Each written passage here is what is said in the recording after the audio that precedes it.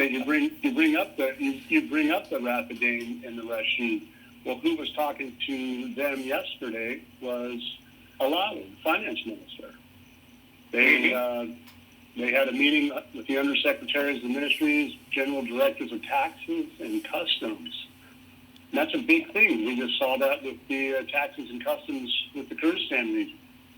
And they have, and there's another article I'm a little bit behind this afternoon, but I just saw that the electronic payment systems are being talked about with MasterCard or something else. Yeah, I think it was MasterCard. But the electronic payment systems were on the table and being sorted out. And again, when you start talking about electronic systems, you can see where that's going, especially with taxes and tariffs.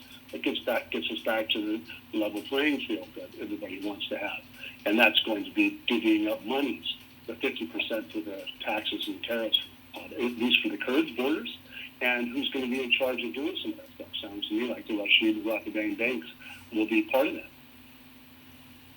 Yeah, absolutely. In fact, I really like Post 86. I was kind of hoping Frank would put Post 86 as a final article because to me it's very, very strategic. And it says fast-track business development registrations as the new economic gateway to Iraq.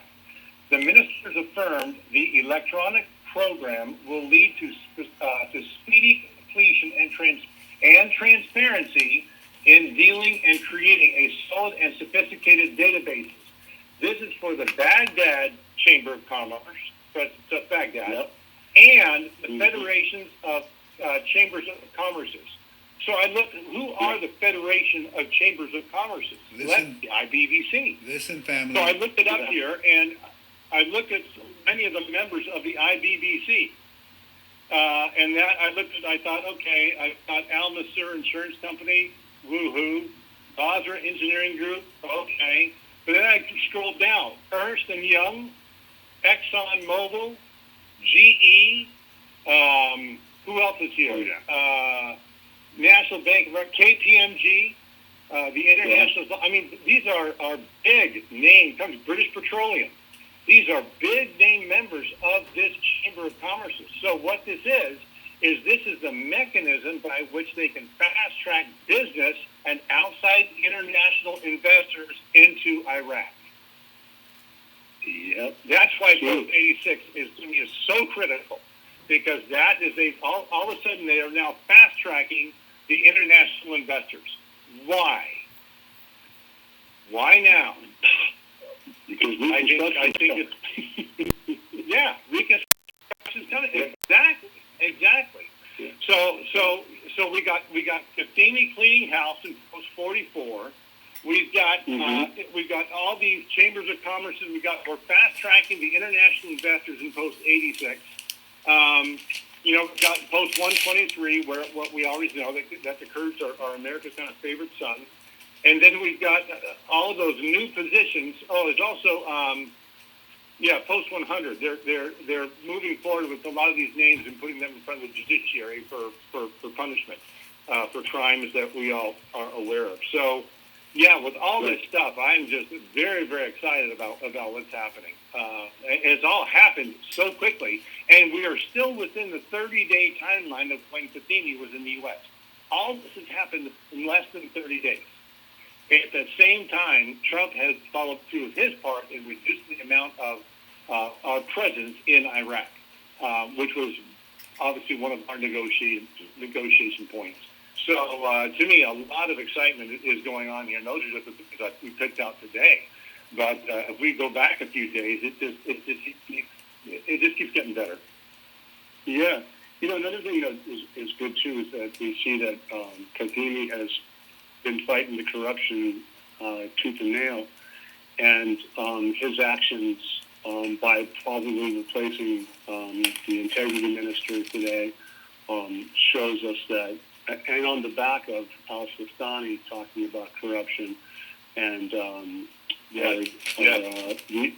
al-Maliki took off and went to Tehran yesterday or today.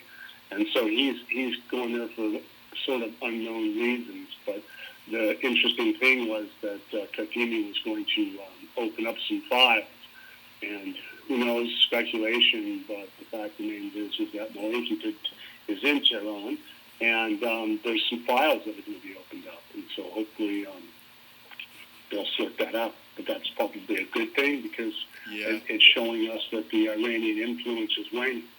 And hopefully, I'm sorry. Go ahead. I was interrupting you. I apologize.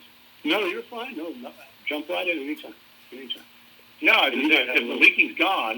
Maliki's gone, all his militias, all his goons, all the people that were aligned with him have got to be shaking in their boots because they just lost their support.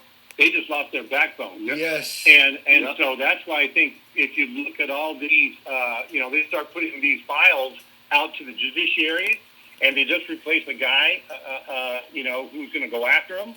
I think there's a lot of people kind of packing their bags right now. That's just my opinion. Yeah. It's interesting that they have this guy Antoine's in an article about Kadhimi. It says the reform program and the promotion of investment needs a revolution because Iraq suffers from the crisis and deficits of the budget. Therefore, it needs an influx of investments from neighboring countries. Hope in the future the United States can help in this aspect. And we're seeing that happening with this new prime minister. It's huge. It's great. Yeah, it's fascinating. Very good stuff. All the people that you mentioned, the central bank, the Iraqi Trade Bank, the Baghdad Municipality, National Investment Commission, Securities Exchange Commission. I mean, think about it, you guys. I mean, everybody should be thinking like, wait a minute, the ISX was supposed to go live with the NASDAQ at some point in time. Bingo. Yeah. And so today's that the decisions by the HOR has me thinking that they have done something with their finances to be allowed to borrow. So the only thing I can think of is that they have something coming that's a lot larger than it was in the past for them to be able to go into the electronic international system. And all these guys coming in at the same time, it points to the direction of that they're about to be fully Article 8 compliant at some point in time. It's profound. Yep.